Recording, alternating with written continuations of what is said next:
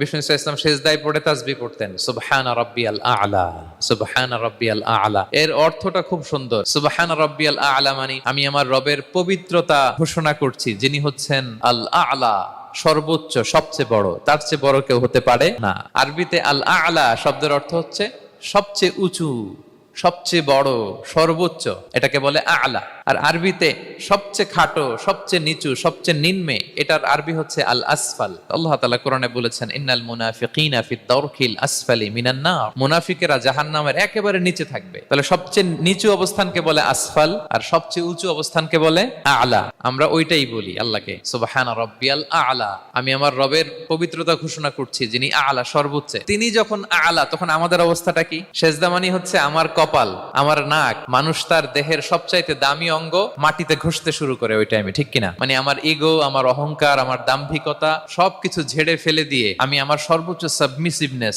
Loyalty, আনুগত্য, humbleness, বিনয় আল্লাহর কাছে দেখাচ্ছি। সেজদায় আমরা যত ছোট হই, এর চেয়ে ছোট আর হওয়া যায় না। সেজদায় আমরা যতটা বিনয়ী হই, একটা মানুষ এর চেয়ে বিনয়ী আর হতে পারে না। এই তো নামাজ শুরু করলাম, আল্লাহু আকবার, এরপর রুকুতে জাস্ট বো ডাউন আর হেড, মাথা একটু ঝুঁকালাম, আর সেজদায় একেবারে মাথাটারে মাটিতে মিলিয়ে দিলাম। তার মানে আমি চলে গেলাম আসফালে। আসফাল মানে সবচেয়ে নিচে, আর সবচেয়ে নিচে যে আমি ঘোষণা দিলাম সুবহানা রাব্বিয়াল আল আ'লা, মানে হে রব, আপনার প্রশংসা, আপনার পবিত্রতা, আপনি আ'লা।